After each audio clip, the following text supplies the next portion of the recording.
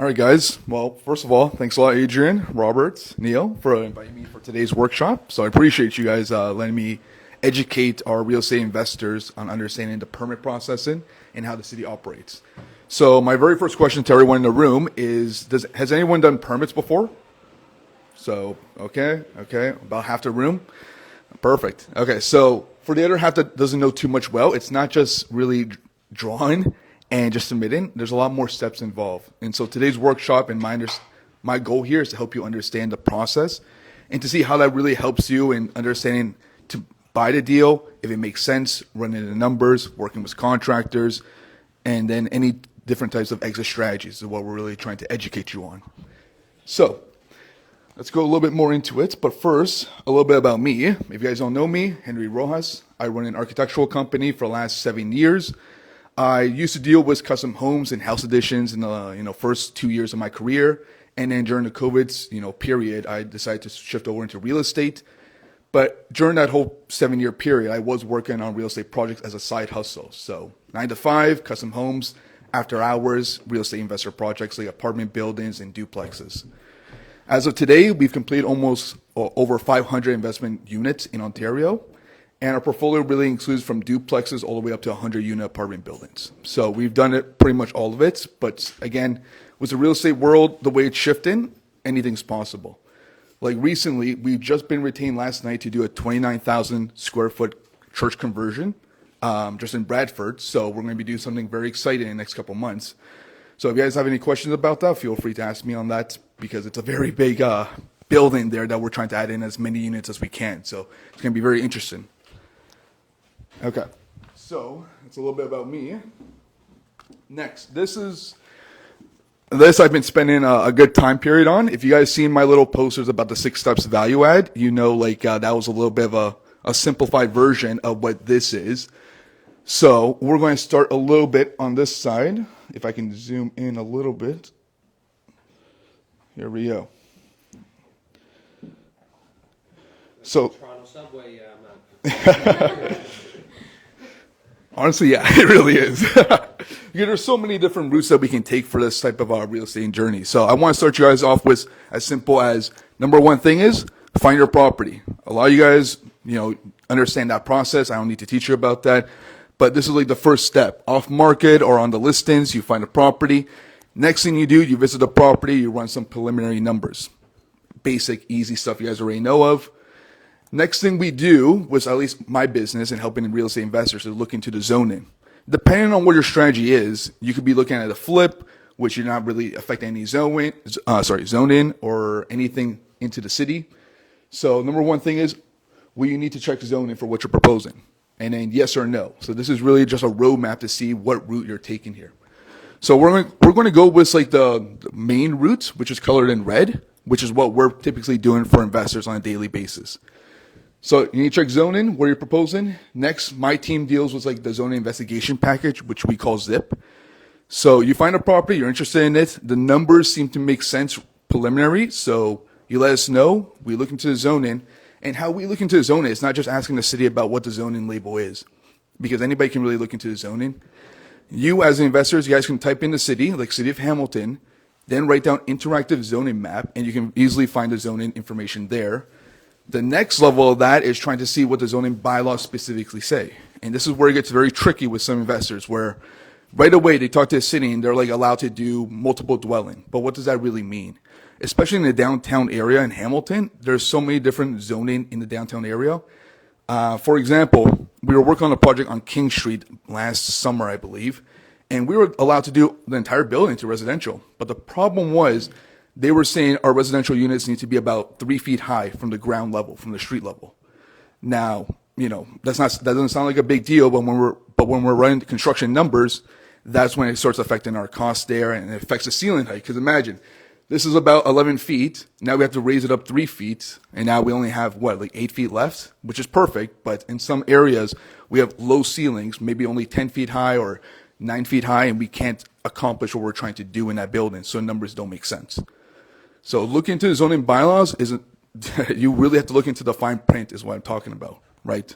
Especially if you've done it before, you'll notice that the zoning bylaws lead you from one place to another place to another place. And it's just a mess of things. So number one, zoning. So that's what we sort of provide to you guys, give you a high level understanding of what you're allowed to do for that property, right? Next question we have there is like, does zoning support your proposal? Yes or no?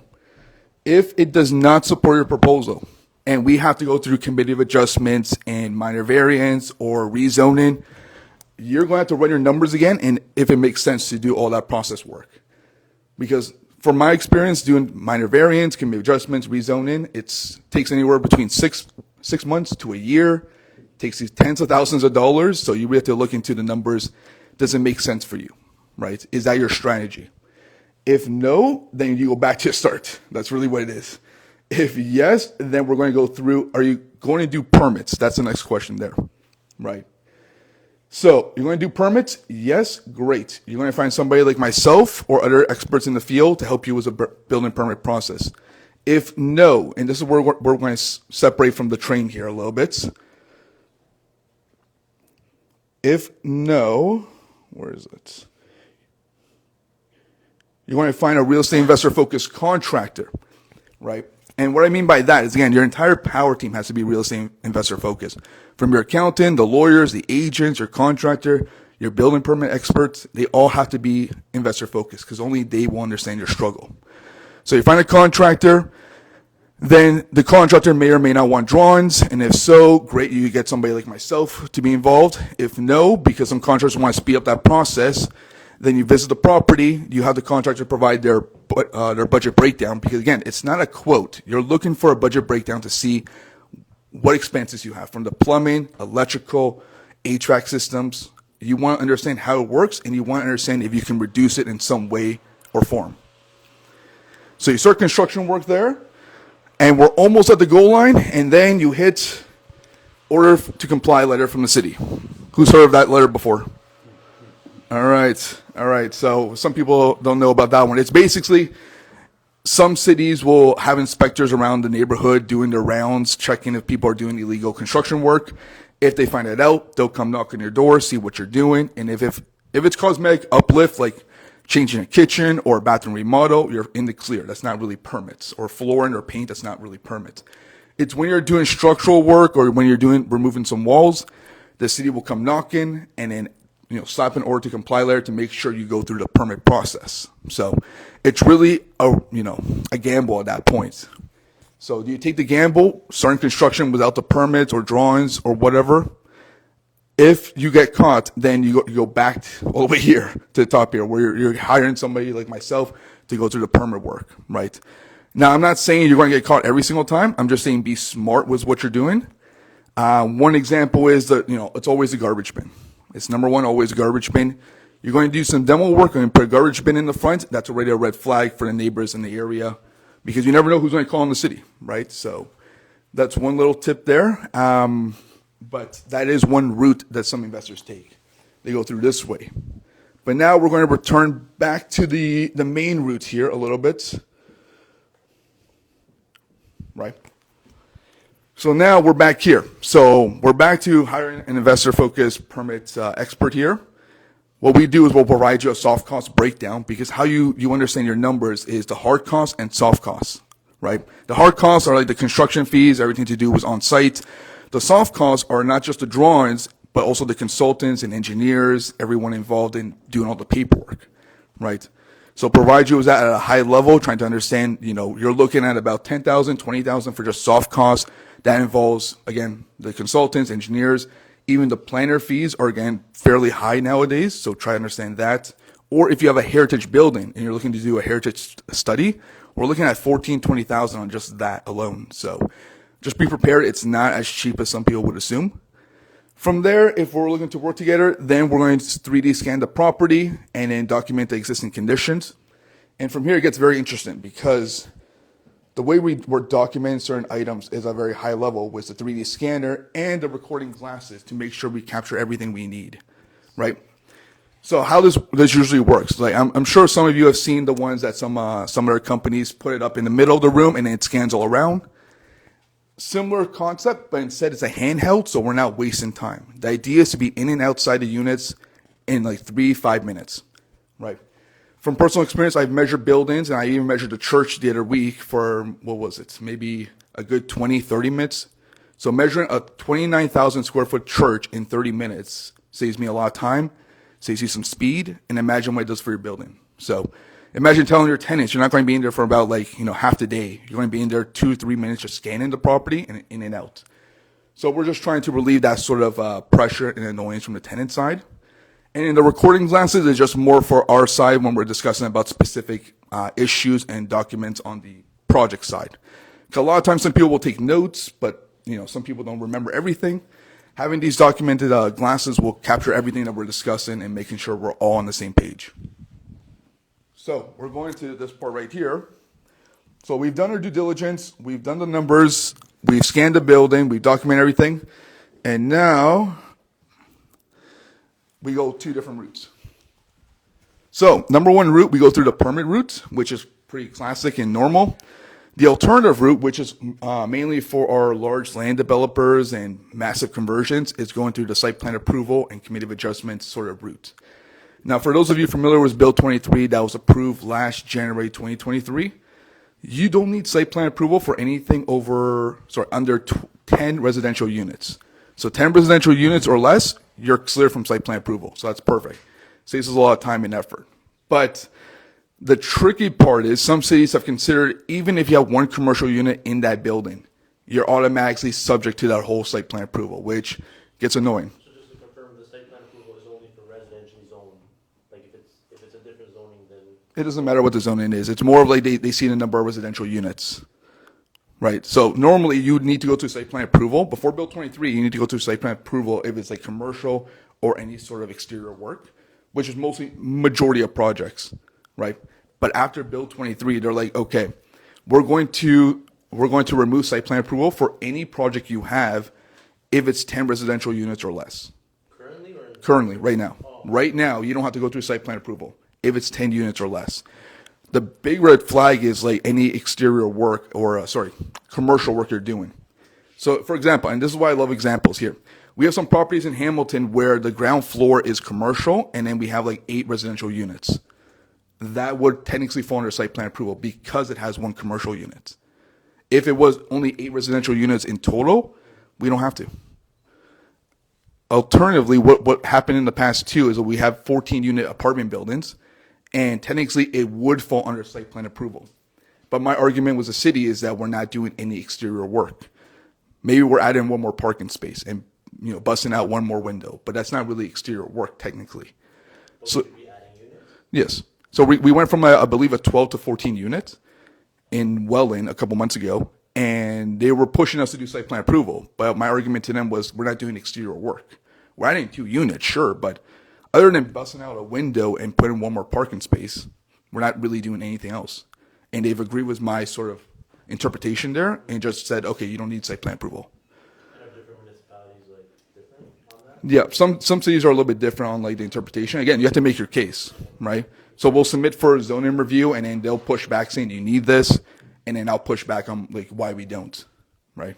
Again, you have to have some valid reasons. Exterior work is so vague; it's like busting out a window. It's not really exterior work, technically. But yeah. So back to this whole site plan route, we have here. Yeah, so we're going to need to get a planner. So for those of you who's never worked with a planner, these are consultants in the field that really they're your lawyers when you're dealing with the city. So when you're dealing with the city, you're going to court. So instead of going to court by yourself, you hire a lawyer to represent you. That's similar to what these planners are. They'll go in there, they'll take our drawings, they'll take everyone's information from the consultants, the engineers, and they'll represent us during the whole, trial period there with the city. During the pre-con is what we call it. From there, the planners will go back and forth on. They'll review our drawings anyways, and then they'll submit to the city to see, if this proposal makes sense. And this is where it gets very vague, because even though we don't follow a lot of the zoning stuff 100%, we go bigger than what's accepted.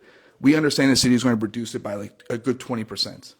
So what I mean by that is, if we have a 12-unit new build in St. Catharines, and what happened was we proposed 8,000 square foot new build. Today, it's down to 5,000 square foot. So after 2 years of struggle, they've reduced our 8,000 to 5,000. But we're able to get away with not having that much parking. So there's really, pros and cons to this situation. But that's really how it is. you really have to kind of over-design a little bit, knowing the city is going to reduce it by a certain percentage. From there, it just goes back and forth with the city. The timeline is very out there, just because from personal experience, we've had it from 6 months to right now even 2 years for a new build. So just prepare yourself. It's not as easy as a permit route, just because we have so many different consultants. So what I mean by that is you're hiring your planners, you're hiring your arborist reporter, you're hiring your civil engineer, your other engineers, your consultants. You're hiring your own power team against the city's power team. So you can imagine there's like 18 people in that Zoom call just discussing what can we realistically do with this property that makes it fair for both sides. So we're going back and forth a little bit between the cities and reviewing and all the other fun stuff until we get the actual approval from the city. Once we had the site plan approval or even committee of adjustments approval, now we're taking back into the permit route. So now we can get back to the normal stuff.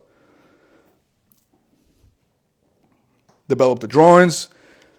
We developed the architectural drawings, and then from there, we submitted to our engineers, the plumbing engineer, the HVAC engineer, the mechanical engineer. Anything to do with engineering, that's what we submitted to. They work on their stuff for a couple of weeks until we have the full package, and then we submit to the city. This gets very complicated because there are some projects that don't need every single engineer. And for example, here, we have a couple projects that the city, only on one of them, was requiring us to get electrical engineering for every single outlet, switch, light fixture of the building. And that cost us an extra $20,000 from the engineers.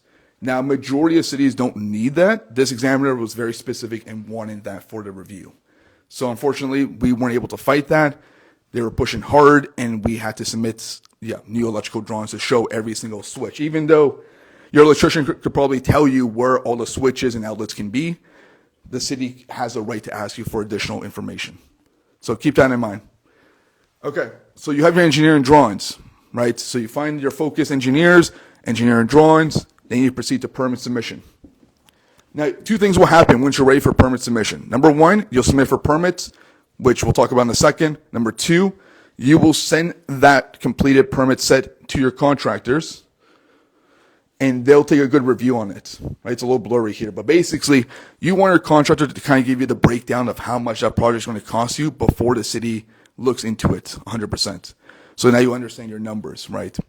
Because even though the contractor tells you $100,000 today, 2-3 months now after the permit's approved, and the city adds their own little touch-ups and notes and requirements, that $100,000 you assume could jump up to $150,000, $200,000, or maybe less. It depends on what the city says. So just keep that in mind. Two things happen when you're submitting. Contractors got to review it, and two, the city gets to get a chance to look at it. Where was it? Here we go. Same process here. The city will review it. City will make comments, and then we get permit approval. Now, I'm going by this a little bit fast, but realistically, for duplex permits, because some people I know of are doing duplexes now, we're looking at about 3 to 4 weeks in timing in the GTA, Hamilton, and Niagara area. We're doing some projects right now outside the city, up in Collingwood, London, and even Fort Erie, and they're taking about 2 weeks just because they're not as busy as the city life is here. So just keep that in mind. Every city has a little bit different timing. Even though the building code specifically says 2 weeks, the city has a right to adjust that to their current volume of work. So keep that in mind. For triplexes, fourplexes, and some of the small builds up to 10 units, the thing with those building permits, if you guys are working on those multi-units, now that 3 and 4 units are allowed in Ontario with most cities, is that they fall under a building definition. So a house is 2 units or less. 3 units or more is considered a building, and therefore your project is going to be shifted into the other bigger projects, like the skyscrapers, like the big developments. That's who reviewing your triplex, really. And what does that mean for you? What it means is going to take a little bit longer for them to get to your project, just because the volume of work that they have is so much, and the complexity of that work is a lot greater than a simple triplex. So, does it make sense to do a triplex? Depends on your timing. What we've done in the past too is right now we have 2 permits on our duplex that we're going to do triplexes on in the future. We just want to get that duplex permit today so we can start construction work. So during construction, then we'll submit for the triplex, and the goal is they'll approve the triplex by the time we're near end of construction. So there's different strategies to go about that. I'm not saying to stand the world there. Sorry, yes? On average, for a triplex conversion, legal, how long does it take with the city? We're looking at about like 2 or 3 months, really, realistically. That's it? 2 or 3 months. It could take a little bit longer depending on their volume. Now it's a lot worse just because if you guys haven't heard about it, the city did have a cyber attack last Sunday. So everything's kind of shut down. So all my permits have pretty much been on a pause. Now, even before that, it was already going to be like 2 or 3 months, or if not longer. Depends on the city, depends on the examiner, and depends on the comments that they have back. Now, I can fight all day long for you guys on certain items from the city, but does that make sense to fight them all day versus like complying and getting your permit out? It just depends on the level that you want me to fight for you at. But yeah. And that's with no revisions? Yeah, pretty much no revisions, yes. If there's revisions, now we're going to go back and forth on because the thing is, the city will have comments, maybe 5 different comments, whatever it is. My team will respond to that, or any expert you hire will respond to them next day. But then the thing with the city is they won't look at it for another 2 or 3 weeks because that's their standard, right? So even though it's as simple as, Henry, just add this one note and we're good. Okay, I'll add it today. 3 weeks later, I don't hear back until, I follow up with them. So it's gone into that point where the city we're just numbers to the city at this point. So we're really just following their process there. Is this triplex question, is this relating to renovation or new build? Conversions. Conversions. Yeah. And then, so when you're doing that process, it's a triplex rezoning that's happening, or are some municipalities open to just having 3 units? So there are multiple zones right now in Hamilton that allow up to 3 to 4 units, right? So we're really, that's the type of project we're speaking about. Yeah, but is it being categorized as a triplex, or is it still? So, okay. Single family with? Yeah, so this is how it works. We're all calling it like triplex, fourplex, sixplex, tenplex, right? That's our little slang there in the real estate world. But the cities have a different way of saying it. They're saying like single family home with 2 ADUs, right? Or a primary residence with 2 ADUs. Their ADUs is sort of the key word they're using. They don't like using the word triplex, duplex, whichever the case. On the listing, like after it's done, it's still a single family, right? Like it still be considered a single family versus a triplex in some cases. Well, okay, so if you have a property right now and you're trying to list it, and it is like a legal triplex, you can call it legal triplex, right? That's not an issue there, right? Especially when it comes to like insurance and everything else, they will ask you how many legal units are in the building, right? So I would say when you're listening, just call it legal triplex, right? If you're for sure it is a legal triplex, because that's another thing. A lot of property owners will tell you it's a legal triplex. I have 3 units in here, but is it really? Can you confirm that was the city? But like on MPAC, it doesn't change. On MPAC? Like on MPAC, the actual categorization of it. I don't believe so. No, I've never seen it change. Like I don't think they have a category for that. Maybe multi-unit or multi-family. Certificates is that what we order, Adrian? Yeah, I was gonna say, just for the realtors in the room, and we've got into conversations like this all the time, and I just kinda chuckle, cause you'll call the realtor, and I'll say, hey, Isabel, I see you got that listing, you say it's legal triplex, do you have a zoning verification? Yeah. Isabel says, well, no, but, Geo says it's 3 units, so it's legal. No, it's not. Oh, yes, it is, Geo says it is. Geo's 99% wrong, all the time. So, if you're a realtor and you're advertising a legal duplex or a legal triplex, shy of having the zoning verification from the city of Hamilton or whatever jurisdiction you're in, Geo means nothing. 0. So just food for thought, because we're obviously dealing with investors and these properties all the time. We get into these conversations all the time because we're looking to buy them with our clients, and we know the difference between Geo and a zoning verification. So don't ever say to somebody on the phone, well, Geo says it's 3, so it must be legal. Or there's 3 meters on the side of the house, so it must be legal. No, it means 0.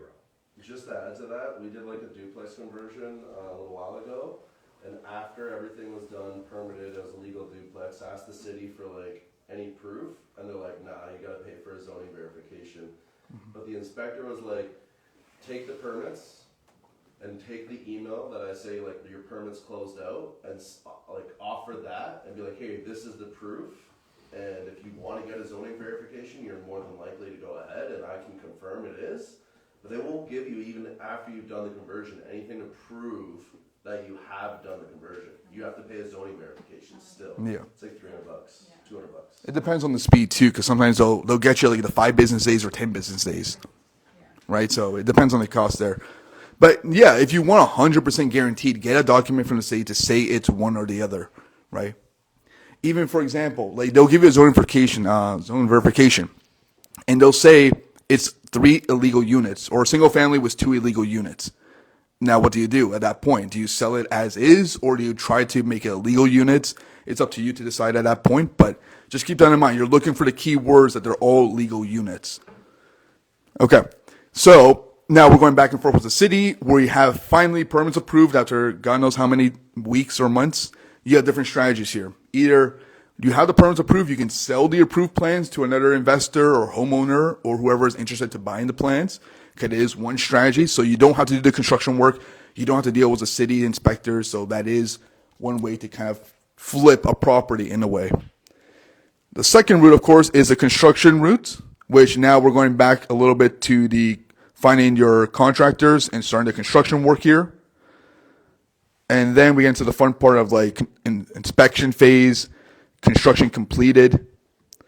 And then once construction is completed, you can decide to either this thing's like, okay. Decide to either rent out the units like normal and then refi, or sell the complete construction vacant building, because that's starting to become very popular nowadays where people are looking to get vacant building. Now, of course, they're looking for vacant, unfinished, kind of run down properties. But also, if you sell as a vacant unit, now there's nobody living in there. They can decide on what rentals they can get for that property, right? So that is another option there. I usually go with a refi route just because it's a little bit easier for me, and just I like to keep my portfolio there. Lovely. Let's see. Can I go here? All right. So we pretty much gone through this whole roadmap here.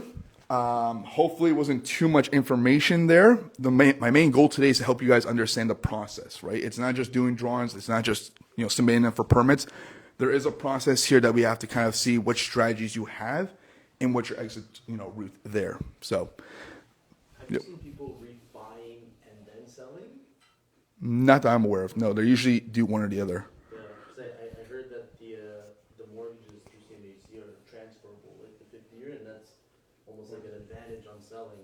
Oh, okay. What's the point? Because you have to pay that off before, prior to selling, you have to pay He that. was just saying No, that you it's can transfer, transferable. you can assume the mortgage. Yeah, so like transferable mortgages, and it's like a incentive, and you can get an uplift. Like I heard more in Toronto on some of those types of projects. No, I'd be interested to learn a little bit more, right? Because if you can transfer that whole work, right? It's already done. That's what I'm saying. I might as well do it. Yeah. It's financing, right? Commercial, yeah.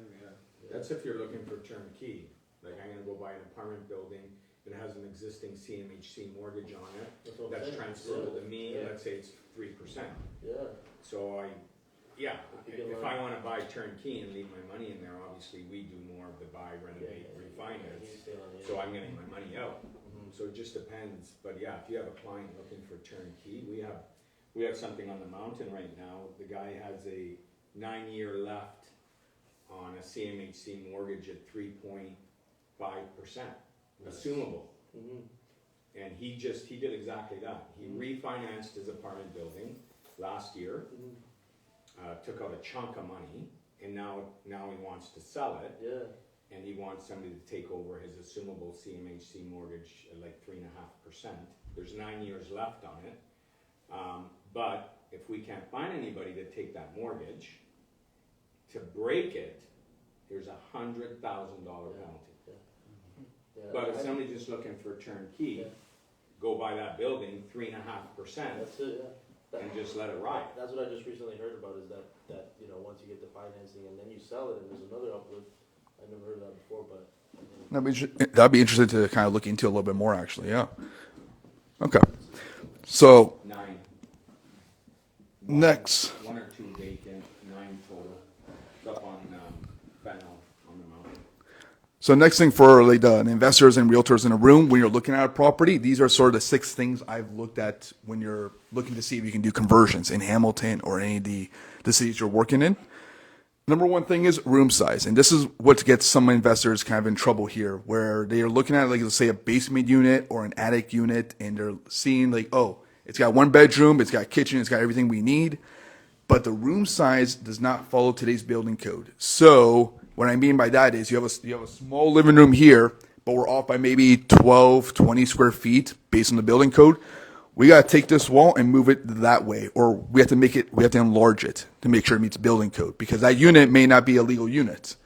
So if it's an illegal unit and you're trying to legalize it, but everything's already there, you might have to do some more renovations to make it up to date to today's standards. So room size is very important. The only rooms that don't fall under this room size requirement is like bathrooms. There's no minimum bathroom size really, and there's no minimum closet size.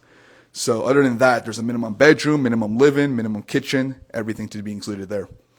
Next, and this is a big one, the exits and egress of a property, right? Before we move on, Henry, what is a room classified if you end up with a room in a house that doesn't meet any of those requirements? Is there a designation for that? Or? So let's say, you know, it doesn't, well, first of all, to be a legal unit, it has to have the living, dining, kitchen. So if you've gone through all those room requirements and you have an extra room, it could be a bedroom, it could be an office, it could be a den, it could be a rec room. Depends on like even what that current tenant is using it for, right? I typically go with like bedrooms.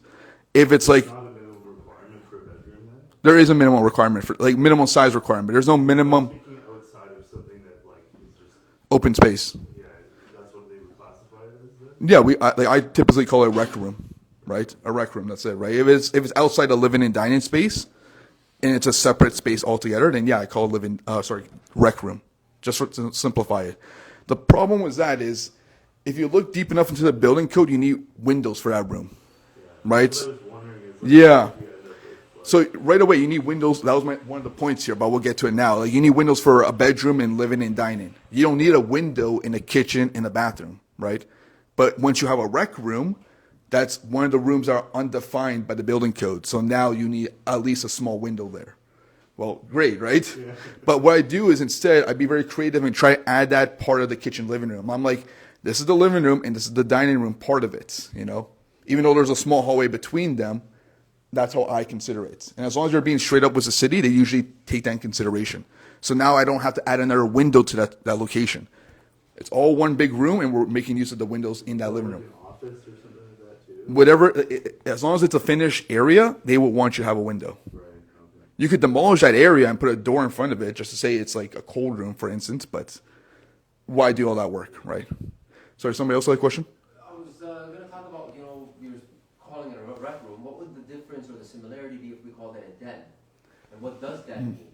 So there wouldn't be too much of a difference there. It's just really what you're calling it, right? I call it a rec room if there's an open space, but I know some realtors want to use it as a den open space just for obviously selling purposes. So one bedroom plus den. The only problem with that is we're misleading some people and calling it like an open den because it's not really closed off. Most dens are really closed off from the outside space with a door or some sort of wall structure just to make sure it looks like a bedroom, but it's actually a den. So, for example, you have one of these offices here, a small little room that doesn't meet bedroom size requirements, and you want to call it a den, you can, but as soon as you do that, you need to add a window there, right? Because a window is required for any finished room area. Or if you want to call this a walk-in closet, then you don't need a window here, right? So you can do that. Does a window have to go outside? How do you, like, it's got to be on the exterior wall. Like here. Yeah, so some of the window here going inside. Yeah. Okay. So this is where it gets a little bit tricky because some cities have interpreted that differently. It's a little bit awkward there. We've had some permits where we had massive windows, like these giant windows on the front side, and had those little transom windows that you see here at the office, and they would allow that to be the window inside the bedroom. Not all of it, but a certain percentage of it, right? You see that in some condos. Yeah. Like a window that, or like a glass. Sliding door. Yeah. Frosted. Yeah. So they would allow that. It just depends on the examiner and how they're interpreting it. So far, I haven't had too much pushback, but the problem is, it's like now you're in the gray area with the city. It's a win or lose of that situation, right? And if you're wrong, now you got to change all the drawings, right? So it's definitely a risk at that point. How the builders get away with the condos and because the things they call dens are they're interesting. Yeah, but there's no minimum size requirements for a den, right? Like, you can make the den as small as you want. We've done dens, They like, usually don't have windows, like the builder dens. No, if it has a window and it has a closet, They'll they'll put Yeah. the bedroom. yeah, like, you only need a window in a closet, right? So they could advertise it on the paper side as a closet, and then when they're constructing it and they tell, the new buyers, it's a den. Right? They could get away with that. Is it ethical? I don't think so, but like, depends on what you want to do there. What, in terms of construction, can you ever have like an internal column of windows or something that goes to an area that you actually can't leave to? Or is the designation required that the window is a point of egress? Like, So, so this is another situation we're in. We saw a building not too long ago where they had like a courtyard in the middle of the building, right? And because it's an existing courtyard, they had original windows there, and we can make use of that and provide lighting from that courtyard. So that works. That can work there. The problem is some of the other buildings we're looking at, we want to build a new courtyard in a way. So the idea is, and this is funny because I was talking to Taco, the investor, about this, why don't we build a new structural wall in the middle of the building, like yay big, and just raise it all the way up, brand new, and then put windows on that side.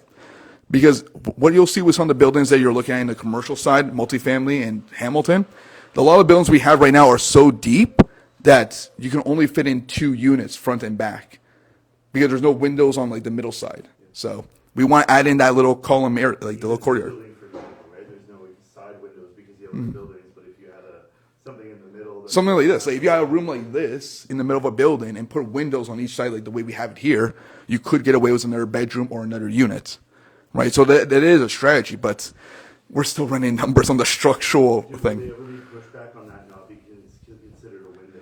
The only pushback we talked to the city is like the fire shutters, right? So because the windows are so close, if there's a fire on this unit from this window, they want to make sure that this unit's safe from that fire. So you're going to put like a fire shutter above the window, and it will just come down as soon as they detect the fire. Or you can make it glass blocks, right? If you've seen like some of the, dentist or doctor's office, you'll see those little 8x8 glass blocks. That's what we'll put in. Fire rated those? Yeah, they're like wired glass blocks is what they call it, right? Sorry, does somebody else have a question or no? Okay. The sunroofs and. So I've done that too. So we did a project in Port Cobar about a year ago, and we did a second floor remodel, and we didn't have enough wall space for a normal window. So basically, the wall was probably coming out to here, and then slopes all the way. So what we did was we added a skylight to the bedroom areas on that second floor, and the city would allow that. The only issue is they want us to have an actual ladder to that window. Because it was so high up, they're like, what if there's a fire in the bedroom? How do you get out? If the door's blocked off and your only option is a skylight and you don't have a ladder, it doesn't work. So we have to actually build in an actual wood ladder attached to that skylight in the middle of the bedroom.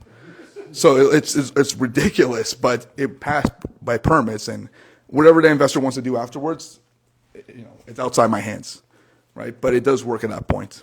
If, a quick question on that, if they did remove that ladder afterwards, Mm-hmm. and there was a fire in that building, would they be liable because they had removed the second egress? Yes, they would be, right? Because on paper, we told them that the way out from the bedroom is from that ladder, right? Now we have to kind of be smart with the ladder. Like, how can we put in the ladder to make sure it's safe, but also not make it look like it's stupid in the middle of the room? So maybe one of those foldable ladders was one of those options, right? But how do you fold that when the skylight's right above it, right? It's like it gets a little bit complicated there. So, sorry, yes. Now, does that avoid,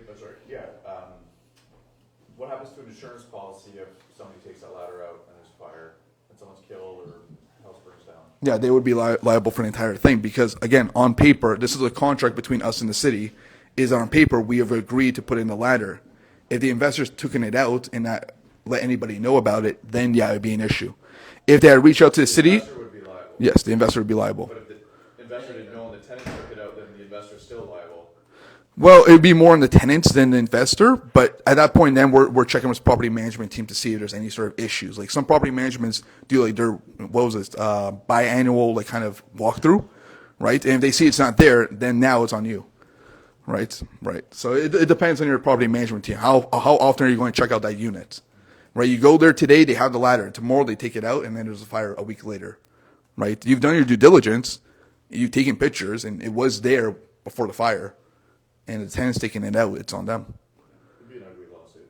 Yeah, so that's why in that situation, we were going to reinforce it to the ground, like you can't take it out, right? So it's going to be strapped into the floor system. But again, it looks ugly being in the middle of middle of the bedroom. It's like, how can you structure your furniture, right? Just make it a new trend and then everybody loves it. Yeah. Everybody's got a skylight and a ladder in the middle of the room. 100%. So that is one way to go about that. Like they bought this building, what was it, like 4,000 square foot, vacant. It was all gutted, and it didn't have the second floor. So we built a new second floor in this tall building here. So it made sense for them to do that sort of route. Okay, back to this. So egress. So this is where it gets a little bit complicated with some investors. So you do need to have 2 exits per unit. And this is where it gets difference between duplex and triplex. Number one was a duplex. You can get away with, well, everyone knows about the basement apartments. You have the side entry door, and then you have the egress window. That's cool. That's fine. That makes sense. As soon as you dip into like the triplex and more, that strategy does not work anymore. The egress, you still need it, but it does not consider to be the second exit. So now what do? What we've done before is actually keep the side entry door there and just make it a dedicated entryway. So that side door is the only way in and out for that specific unit. I know some investors have kept the side entry door for both units, but in this specific case, we would just close it off from the top and just have the side door just for the basement. That's it. Simple there, but when you start getting into like the attic space, that's where it gets a little bit complicated, because how do you provide a dedicated exit for an attic space, right? We've done wood decks before, all the way from the top, going straight down to the bottom. But that's a lot more fees and costs to that. So what we've done is kind of look for properties that already have it. Sorry, I got a quick question on that. So if you, as far as I know, if you share a staircase, let's say in a triplex or fourplex situation, if you share the same stairway going up, you need the exit, you need the second exit. If you don't, if they have their own, So this you don't need it, right? Yeah, so this is where I compare it to like existing apartment buildings you go into. If you go into an apartment building today, you'll see from every unit you have 2 ways out, two shared exit ways, 2 shared stairways is what you call it, right? So the same concept needs to be applied here, right? So if you are sharing an exit with one of your units, both units need to have another shared exit. So for example, in my property, Yeah. the reason why I have that because I Yeah, share. yeah, because yours had a shared, and then everyone has their own second exit outside on the back. So that works, right? So they have 2 exit ways, right? So, but again, that gets very tricky there. So yes. So to touch on that, so let's say if you've got the duplex, right? And then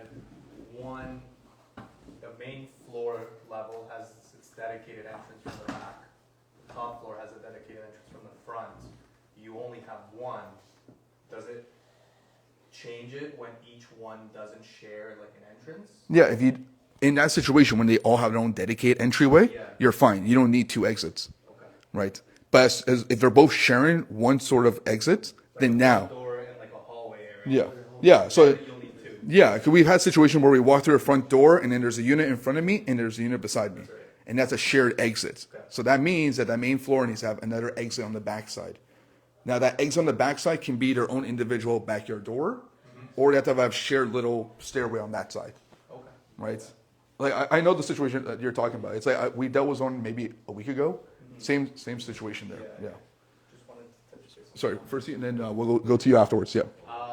Like let's say if you got a basement unit, I came across where the inspector said, if it has a back door, not a side entrance, a back door, and that's the dedicated entrance for the basement, you don't need a second. It doesn't matter where it is, as long as you have a dedicated exit. So only one. Yeah. But like they're saying, if it's from the side, you still need a second. Now that I haven't heard of, because like how I've justified it to the city is like whatever it's coming from, front, side, back, top, bottom, as long as there's one way to get into the building, you're fine there.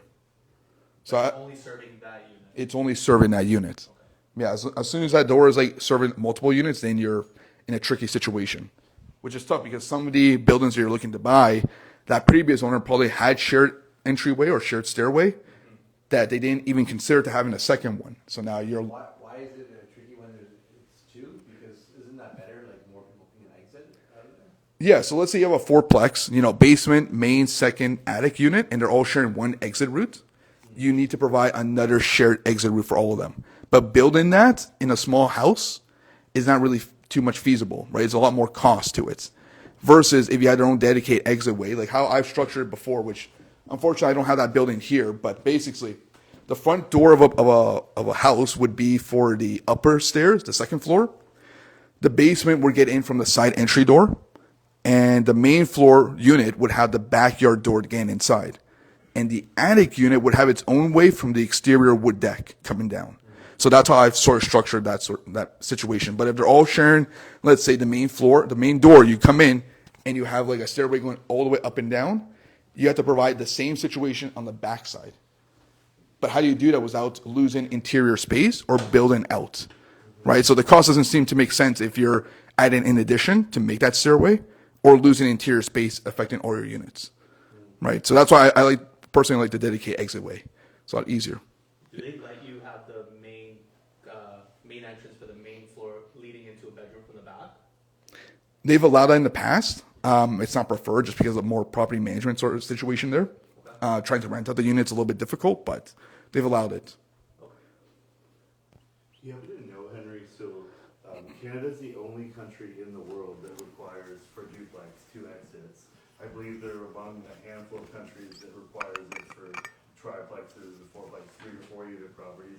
Do you know like what's led to like a lot of other developed countries through most of Europe, even apartment buildings in most places only require a singular? Is it to do with construction materials? Like, I don't expect you necessarily to know, or just your thoughts on that, because I know we're the strictest literally in the world for that. So We like to make things more complicated. Yeah, that's the go-to answer. Really, Ontario likes to make things complicated.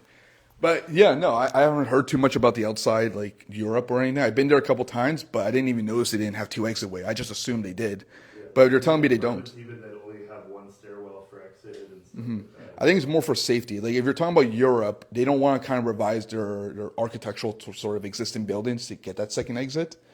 But I would have to check their new developments to see if they have it. On the new construction, and like, I wish I remember more of the details. Like I saw some documentaries on it, and like it was kind of making note that like North America, in particular Canada, literally like it's the only country in the world that for 2-unit properties requires that. So Well, I feel a little bit safer knowing there's 2 exits, right? yeah. But yeah, no, I'll take a deeper look into that. It's interesting to see like there's only 1 exit. Source the information that I 100%. Sorry, I forgot about you, buddy. Yeah. No, thank you for remembering. So I think I got my answer. If you have a bungalow with a finished basement that has a side door where it's shared, you have a choice now. You come on a landing, you go up and down. Yes. Is the problem solved now if for the main floor you have, say, a sliding door from a kitchen going outside? That becomes a dedicated exit for the main floor. Yes. You can do that. Yes. And then the basement, we can label it as that's for the basement, but really it's shared. Yeah, the side door, right? Side door. Yeah. So So is Let me- it accurate to say that from the city perspective, we're labeling the side door as the dedicated entrance for the basement, and the sliding porch door from the kitchen on the main floor is the dedicated entrance for the... and what happens to the main front door? Yeah. There is no front door. Okay. There's no front door. So the only way to get into this. You have a carport with a side door. No. Okay. I see. Side door is the front door. Oh. It's at the side of the house. You know what? Yeah. One of the houses I'm looking at on Inchley. Yeah, they have the same situation. I open the side door, we come up a few steps, and then we're in the kitchen. Like that's. Yeah. Yeah. Okay. Okay. So that's okay. So I'm thinking about it. And then on the other side of the kitchen, there's a sliding porch door, which is rarely used, but it's there. Yeah, I'm just trying to picture that situation. That's a little bit tricky, but yeah. So in that case, yeah, the rear side kitchen door, back door, would be the dedicated entryway, and then the side door would be for the basement. As long as you close it up at the top, between the kitchen and the stairway, right? As long as what, sorry? You close it up. You're coming up the stairs, Yeah. and you now enter the kitchen space. This dividing wall between the stairway and the kitchen needs to be blocked off, or alternatively. There's another door, yeah. You make another door. If you have a door there, what we've done in the past is kind of replace the existing door with a fire rated door. And keep in mind when you guys are looking at fire rated doors, they have a sticker on this side panel here. So if you want to be sure it's a fire rated door, you look for a sticker here and it'll tell you how much rating that fire door has. If it doesn't have a sticker, it's not fire rated. So just keep that in mind. These fire rated doors are expensive, but back to the point. So you can either close this whole area off with fire separation, or replace it with a fire rated door that can automatically close by itself. It's a self-closing. And additionally, what they've said to me in the past is make sure the lock system is there. So the tenant from the upstairs can't just open it and go straight to the basements. Neither can the basement come up. So the handle's there, it's just you can't open it. Right? Which I think this method's a little bit cheaper than building up a new wall just for this area. Right? The plaster, the paint, the trim work, everything, it doesn't make sense. Right? But to answer your question, yeah, you can do that at that point. So that door has to be locked at all times? Well, the city has been pushing it more recently in some of our projects, right? They're like, they don't want the tenants to go back and forth because their own dedicated space, they want to make sure it's locked, right? So now I have to add it to my permit set saying, by the way, we're going to lock it. Whatever you guys do on site, it's another different story. If you want to change the lock after inspections, that's up to you. But yeah, they've been pushing for it a little bit more. But yeah, in that situation, is that for a duplex? Yeah, duplex, right? Yeah, but then, It's Yeah. a single family. yeah, I'm just trying to think. Like, yeah, I guess, yeah, that would work at that point. Yeah, that would be the dedicated exit way. And then you had the egress window for the basements. Yeah, so that would work. What would the second exit be for the main level then? Like if you're sharing that space? Well, the dedicated exit for that main level would be the rear side kitchen door. There wouldn't have to be a second exit for that one. Yeah. But the windows above grade that you can open up, and that would be considered egress. If they're wanting to seal it off so you can't exit the door that's in the shared space, what would, The side door would be for the basement unit only. but then what's the second exit for the main unit if you're severing? Yeah, the main unit, the ground floor, right, Yeah, the ground floor. would be the windows. Because the egress windows technically, The sliding door and window, you don't actually need it. Yeah. from- yeah. So for a basement apartment, the windows have to be, do you have to like make them bigger if they're like the builder size? Yeah, so let's say, for example, you're looking at a basement, it's got those little traditional old windows. Number one, you have to increase the windows depending on how big your room is. The bigger the room, the bigger the window. Additionally, let's say, for example, you do make it as big as the window ratio is. If it's a bedroom, you need an egress window, which now you have to increase it even bigger. So this is the complication, because if you have 2 bedrooms, do you need 2 egress window? And the answer is yes. But if you have a bedroom with 3 different windows, do all of them need to be egress? I say only one of them need to be egress. The rest of them can be a normal window. As long as you meet the lighting requirement and the egress requirement, you should be fine. Do you need a step up or something like I've seen that sometimes? No, where- no. There's a different window. They call it like escape window. I think that's what it's referred to, but the egress window doesn't need it. Yeah, which again, I don't know why they have 2 different things there, but we just do the egress window and just put the awning on top of it. So that's how it usually works. Okay, I know I'm taking up a little bit of time, so we're going to rush through this. If you guys have any questions afterwards, you guys can ask me. Fire and sound. Fire and sound is the most important thing when you're looking at multifamily, just because, and this is where it gets tricky, was even the duplex situation. You have a finished basement. By code, you don't. If you have a finished basement on permit, you don't have to kind of add sound insulation or more fire separation. But if you go to the basement and it's all unfinished, like open ceiling joists, now you're forced to add more fire separation and even sound insulation to it, right? So it gets a little bit more tricky and affects your construction cost there. Next, ceiling height's the most important thing too when it comes to like looking at the units, because now it's the difference between underpinning and not underpinning. So what I mean by that is a duplex is fine for the 6'5" ceiling height to the joist, to the finished floor level there. But in Hamilton, they've allowed us to actually go 6'1" underneath all the bulkheads. So any of the bulkheads you see in the basement, they can be 6'1" and you're completely fine. With multi-family conversions, 3 units or more, now the minimum jumps up to 6'11". So now when you're looking at the commercial building, you're looking at that basement, oh, it's got big space, we can definitely add a unit here. Make sure it's 6'11" from the finished floor up to the ceiling. If it's not 6'11", then we have to kind of adjust that or do underpinning, right? But also what jumps up is the minimum requirement for the bulkhead here. So 6'11", the total space, and then underneath bulkheads, which is the ductwork, the beam work, it's now 6'5". So you're basically adding 6 more inches to whatever the duplex requirements were. Next, natural lighting, which we already touched upon on. And then lastly, laundry service. As of today's code, we need laundry service in every single unit. They can either be inside a unit or they can be shared in a little common laundry room. Now, you don't necessarily have to build a whole room just for a laundry. We've gone away with just making a laundry closet. So maybe a 3x3 little laundry closet in the middle of the building, and that's common. So we've definitely been able to squeeze that through. That's a requirement now? It's been a requirement for a while, but the problem is it's like nobody was really looking into it too much, right? But now that, everyone's been doing triplex, fourplexes, the cities have been educating themselves a little bit more, and trying to see what else is required, right? It was already required for duplexes, and people were already doing it normally. But when you're hitting the 3-4 units, and you have to add in laundry for every single one, it starts adding up, right? So you can either add it into every single unit, which is going to cost you what? Appliances and the plumbing work, right? Or you can add in one for all the units, right? Now it just depends on your investment strategy. Are you trying to get the highest rent per unit by adding the laundry there, or just having the common laundry, right? It just depends, right? Some people just want to have a common laundry just because it's cheaper, right? But it makes sense there. It just, yeah, there's so many different factors. I personally, when I did my triplex, I just added laundry to all of them just because I wanted to get the highest paying tenants, right? But that's my strategy. That might not be everyone's strategy. Sorry, you had a question? No question. Thank you. Okay, yep. Does the 2-in-1 machine count? Yes, it does count. I'm not a big fan of them because the dryer system majority of the time doesn't work too well, right? Like it works, but yeah, it's not preferred if you're looking for a high value tenant, right? So it can, and we've done it like underneath the kitchen countertops, for example, right? So it does if we need to for like bachelor units. So depends on the situation there. Okay. Quick example of one of the buildings we're doing right now. This is a building I personally own with 2 other partners. It's on Wellington, 45 Wellington. Right now it's gutted, and originally it was a 5-unit, so 1 commercial on the ground floor, 2 on the second floor, and 2 on the third floor. And what we're doing right now is taking this 5 units and doing 8 units. Okay, so 2 on the main floor, 2 on the second floor as normal, and then the main floor is going to be separated into 3 different units. In the third floor, which luckily enough, the attic is so high, we're going to be able to add like a loft area to it. So these are going to be like our premium units on the third floor.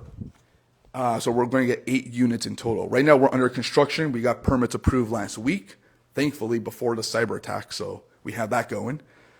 And this is the type of projects we're working on a day-to-day basis. So anybody interested in commercial buildings, let's take a look at the building. Or if you guys are interested for a property tour, we can definitely schedule something like that.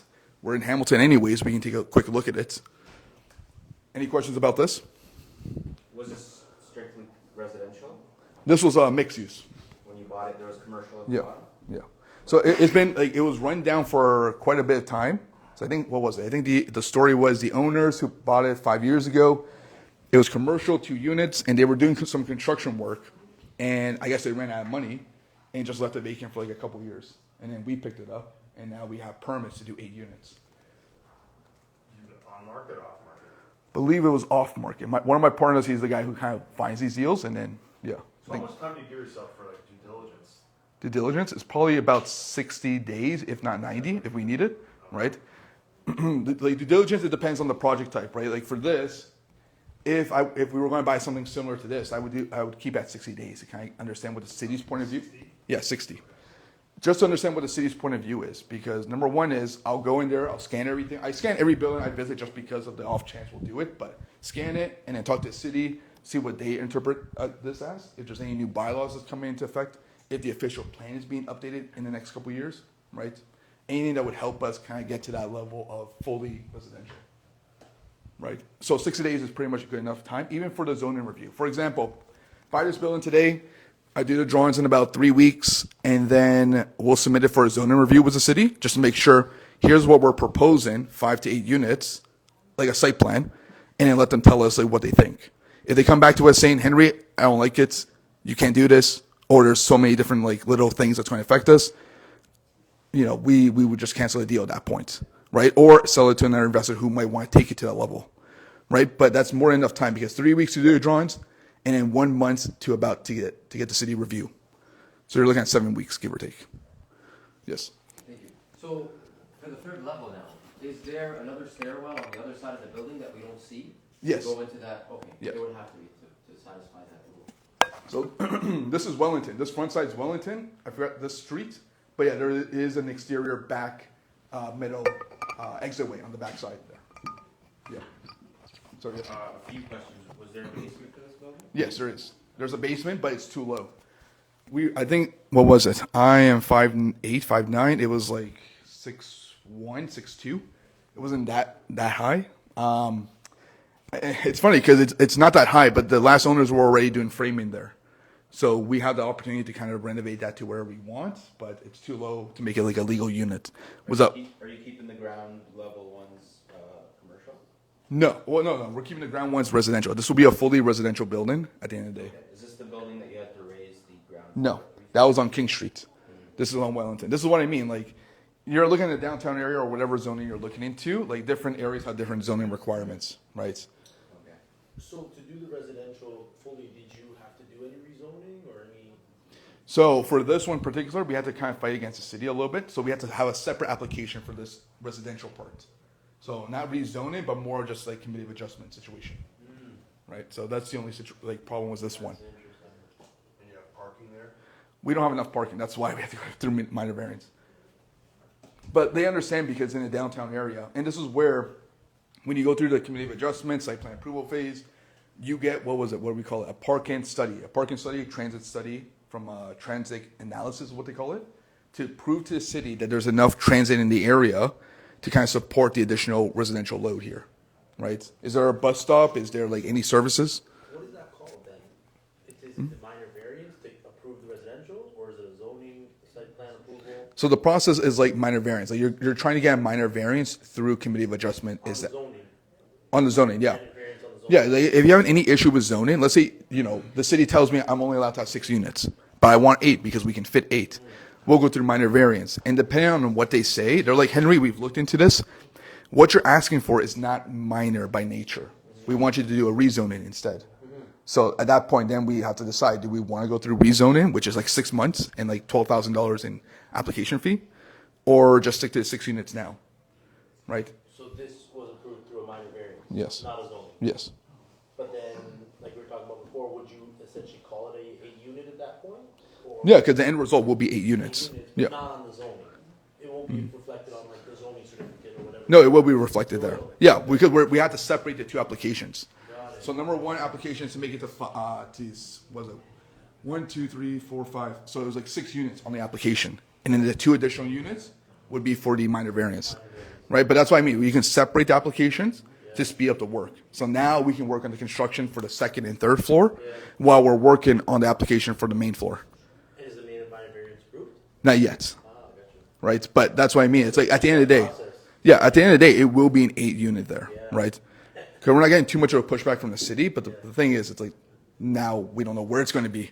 Yeah. City cyber attack, it's like now we have no idea. Sorry, you have a question? So with the parking study, I guess the LRT is gonna help with that? Well, that's another shit show we have to kind of look through, right? It's like now we have to check what we have to do for that LRT permit.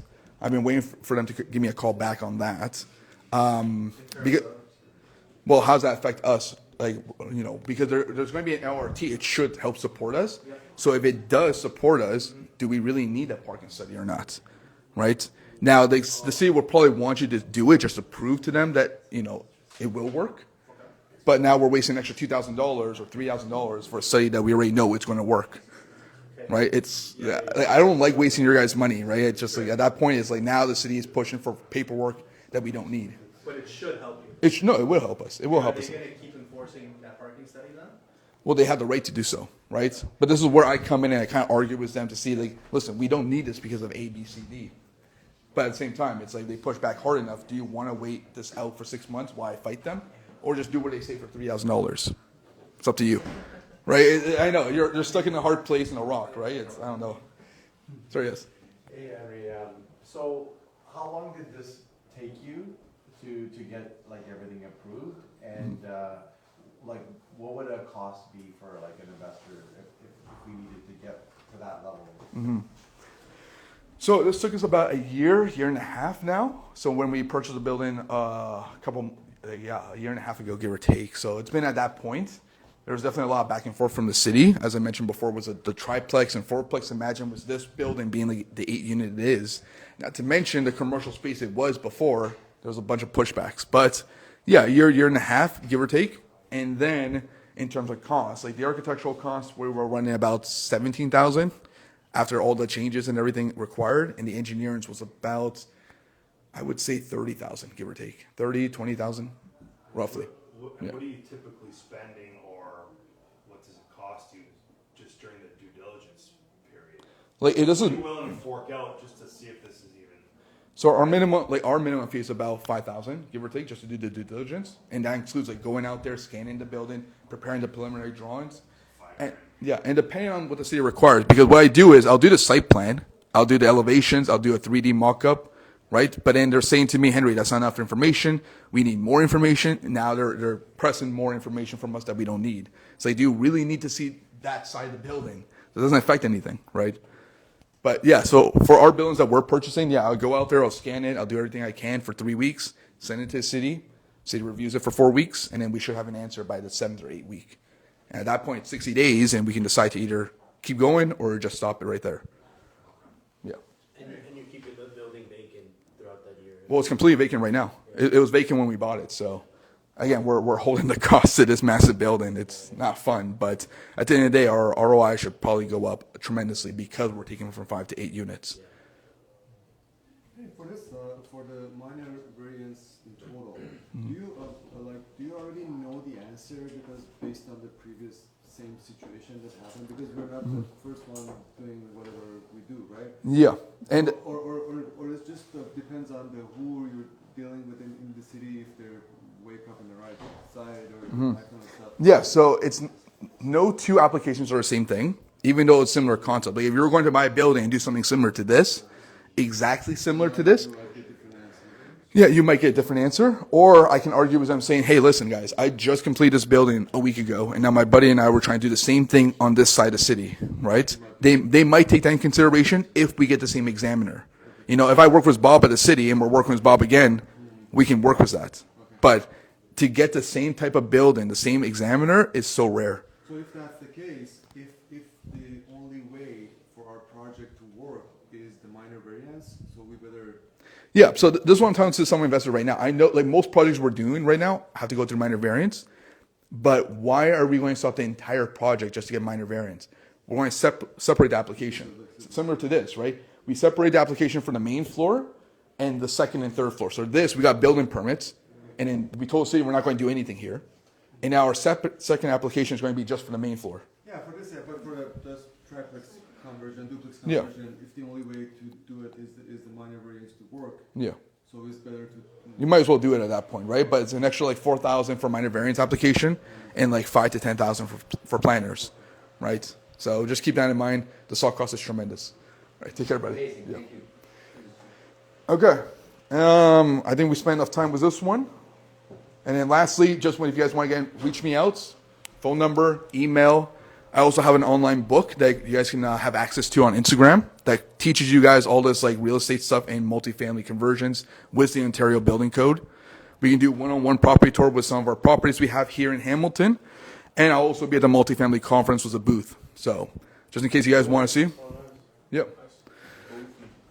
So perfect. So thanks for your time, guys. Appreciate it. Thank you. Appreciate the amazing. Thank you. All right,